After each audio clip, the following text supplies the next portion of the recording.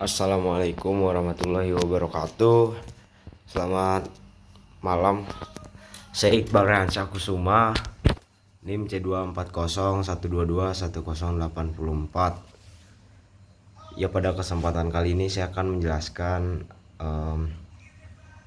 materi yang saya dapatkan pada praktikum biologi perikanan pada hari ini, hari Sabtu tanggal 9 September ya 2023, jam 13.00 sampai jam 16.00. Seperti biasa tadi jam 12.40 udah ada di depan lab MSPI buat absensi dan siap-siap masuk kelas. Alhamdulillah tadi buat praktikannya hadir semua yang shift siang. Terus setelah absensi itu ada pengecekan SOP. Pengecekan SOP juga aman, nggak ada yang dikeluarin seperti itu. Jadi bisa lanjut ke tahap selanjutnya, itu ada kuis. Terus setelah kuis itu ada pemaparan materi seperti itu. Ya, pemaparan materi tadi itu terkait reproduksi 2, dimana reproduksi 2 ini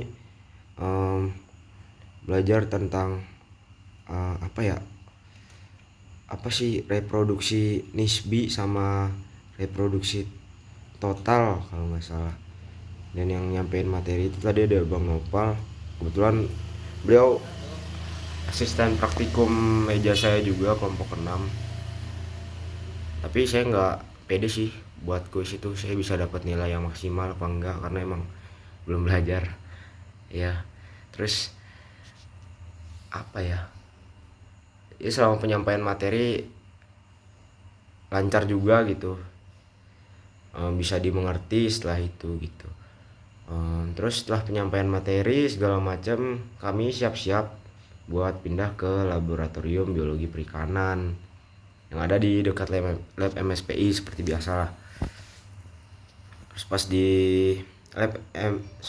lab biologi perikanan itu udah disediain, karena kan reproduksi 2 ini kita nyari menghitung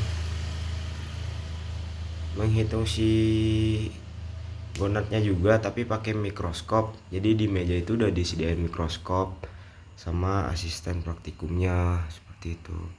Dan awalnya tuh nggak langsung diuji sampelnya di mikroskop, jadi harus ngelewatin beberapa cara.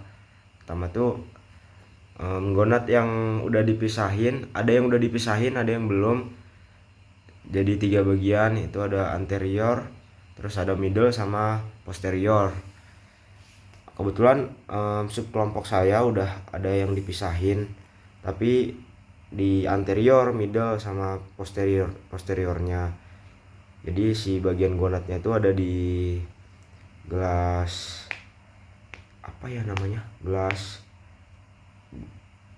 bukan gelas tapi botol jar yang sebelumnya udah ditaruh si gonadnya dan diformalin di situ gitu. Jadi kebetulan subkelompok saya udah dapat gonad yang emang udah kebagi dari 3 bagian itu. Jadi tapi walaupun udah kebagi, kami perlu membagi lagi karena buat pecahin si gonadnya biar nggak nyatu seperti itu. Jadi nggak perlu keseluruhan, seminimal-minimalnya ada 50 telur yang bisa diidentifikasi dan bisa diukur pada saat tadi maksud saya. Dan setelah diambil sedikit bagian dari masing-masing subbagian tersebut, anterior, middle sama posterior, dan udah diratakan atau dicacah setelah dicampur dengan aquades, baru si subbagian dari gonad itu ada 3 subbagian itu dipindahkan ke kaca preparat,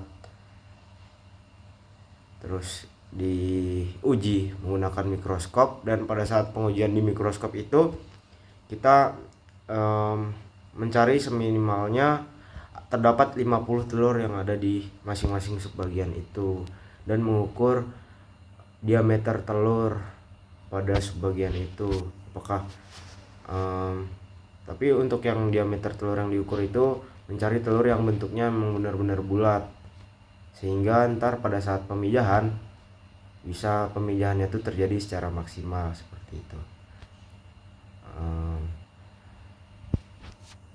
Nggak ada masalah yang berlebih sih yang kami hadapin saat praktikum tadi.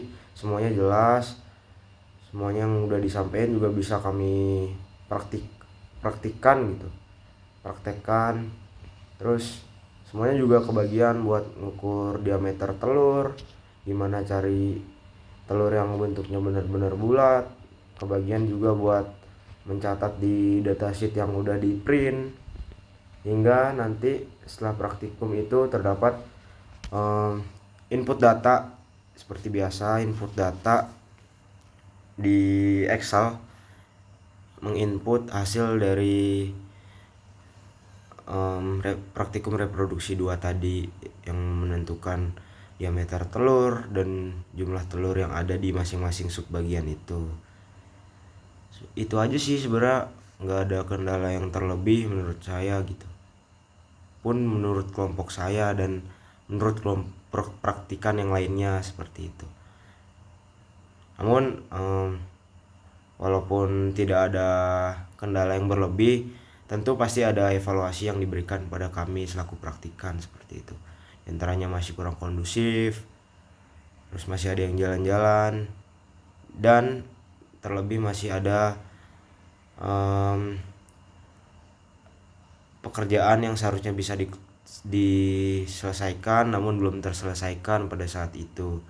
Ya semoga hal tersebut menjadi pelajaran lah ke depannya. Semoga di minggu depan di praktikum selanjutnya tidak ada hal lagi, tidak ada hal seperti itu lagi yang terjadi gitu. Semoga ya semuanya sehat-sehat, baik dari kami selaku praktikan maupun dari abang kakak selaku asisten praktikum seperti itu. Ya mungkin itu yang bisa saya sampaikan. Terima kasih atas waktunya. Sampai jumpa di micro teaching selanjutnya. Assalamualaikum warahmatullahi wabarakatuh.